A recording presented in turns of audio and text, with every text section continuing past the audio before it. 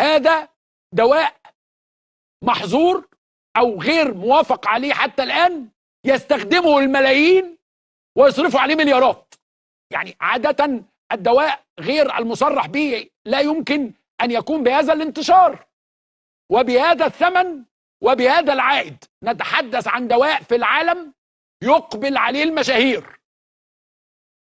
مشاهير العالم كله يتحدثون جهارا نهارا ان هم بيطحنوا بيبتايدز. اليومين دول تحس ان كل حاجه في الدنيا ليها البيبتايد بتاعها، كل مشكله وليها بيبتايد. انتي ايجينج، فات لوس، ماسل جين، حتى التانينج لو عايز تعمل تان في بيبتايد لده. لكن ايه بقى مدى فعاليه الحاجات دي ومدى صحتها وايه المخاطر اللي محدش بيتكلم عنها؟ البيبتايدز دي سلاسل قصيره من الاحماض الامينيه بتكون موجوده في جسمك او بتدخل انت انواع مصنوعه معمليا، وبيكون لكل واحده فيهم وظيفه معينه. لكن معظم البيبتايدز المنتشره على السوشيال ميديا واللي بيتكلم عنها الناس بتكون ريسيرش كيميكالز، او يعني مواد كيميائيه للبحث العلمي. عندك مثلا البي بي 157 بيسوقوا له على انه الولفرين كومباوند عشان عنده قدره مش طبيعيه على تسريع التئام الاربطه والعضلات والمفاصل وعلاج مشاكل الجهاز الهضمي. لكن معظم الابحاث بتاعته اتعملت على فئران وخلايا في المعمل، والنتائج بتاعته كانت تحفه في تعزيز تكوين الاوعيه الدمويه وتقليل الالتهابات في الفئران وخلايا المعمل. بس الابحاث عنه على البشر كانت شبه معدومه الادله، يعني بتقتصر على دراسات تجريبيه صغيره جدا وغير منضبطه كمان، يعني مفيش دليل يثبت فعاليته ولا سلامته على البشر. وبالمناسبه 95% من الادويه اللي بنلاقيها ناجحه مع الفئران نيجي نبص عليها على تاثيرها على البشر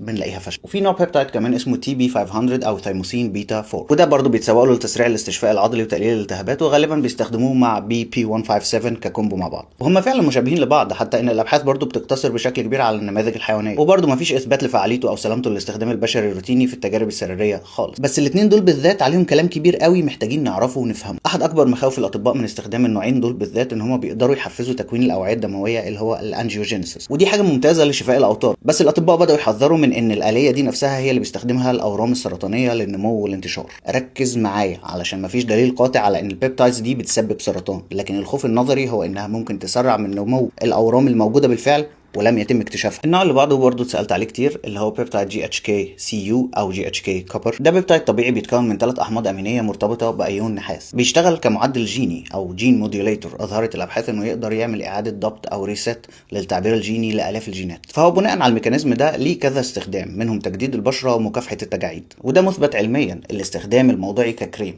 يعني في ادله بشريه قويه بتدعم استخدامه الموضعي. وبالنسبه لاستخدامه لنمو الشعر ده شيء مثبت الى حد ما، وبيقارنوه بالمينوكسيديل. لسه انا مش شايف او معرفش اذا كان هو احسن ولا لا من الموكسيديل، مفيش ادله كافيه. اما اي تاثير تاني ليه فهو غير مثبت. ركز معايا كده، اي حاجه تانية عنه او كتاثير منه غير مثبت. لا الحقن علشان يرجع الاعضاء الداخليه كانها تبقى شباب، او يعمل لها انتي ايجينج، ولا اي حاجه من كل الحاجات التانية دي معموله على فران. وانا لسه شارح لك ليه مش بنعتد بيها كتجربه ونروح جايين كلنا نستخدمها على طول اول ما تنفع مع الفران. في بيبتايد تاني برضو اتسالت عنه كتير اسمه موتس سي، برضو مفيش دراسات كافيه عليه ومفيش دراسات على البشر كلها على فران. نفس الموضوع بالظبط. في بوتنشال انه ممكن يشتغل كمحاكي للتمرين ومحسن للايض بناء على الدراسات الحيوانيه، بس احنا لسه في انتظار نتائج التجارب السريريه البشريه لتاكيد فعاليته، وطبعا لتاكيد سلامته على المدى الطويل. دي اهم حاجه اصلا. ليه كل البيبتايدز دي ليها الامكانيات او البوتنشال انها تكون مفيده وما بيتعملش عليها ابحاث كافيه، او ليه التحرك فيها بطيء؟ كتير من البيبتايدز دي زي بي بي سي 157 والتايموزين الفا 1 دي مركبات موجوده بشكل طبيعي في الجسم او مشتقه منها. وقوانين براءات الاختراع زي حكم المحكمه العليا الامريكيه لعام 2013 بينص على انك لا يمكنك تسجيل براءة اختراع لشيء موجود في الطبيعة. بالتالي فلتبرير انفاق مئات الملايين من الدولارات على التجارب السريرية البشرية اللي هي المرحلة الأولى والثانية والثالثة،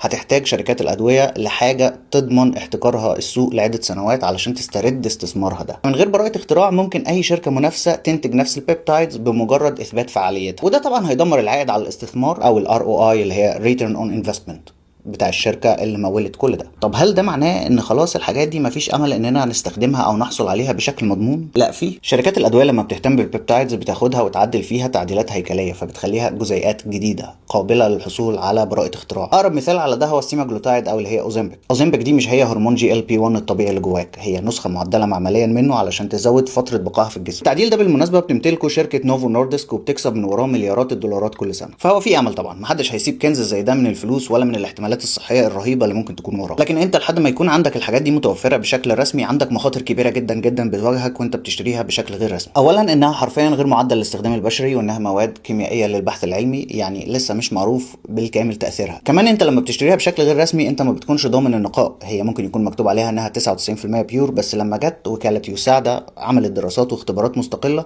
لقوا ان 30% من الباتشز فشلت في اختبار الجوده. شويه منهم كان بيحتوي على كميات اقل بكتير من اللي مكتوبه، وشويه منهم كان فيه اكتر من ماده فعاله مع ان مكتوب ماده فعاله واحده، وشويه ما كانش فيهم اي حاجه خالص، ما كانش فيهم ولا ماده فعاله اصلا. ده غير ان عمليه التصنيع معقده جدا، فلما بتشتري من مختبر مش خاضع للرقابه انت كده بتضحي بنفسك بانك تقابل مخاطر ملوثات او معادن تقيله او سموم بكتيريه او حتى بقايا مذيبات. وفي ناس كده بتسوق لان شركات الادويه مش عايزه تصنع الحاجات دي علشان مش عايزه الناس تخف. انت كده محتاج تفوق والله، علشان انت بتفكيرك ده بتكسب مصانع وناس محولاك بالماركتنج بتاعها لفار تجارب حرفيا.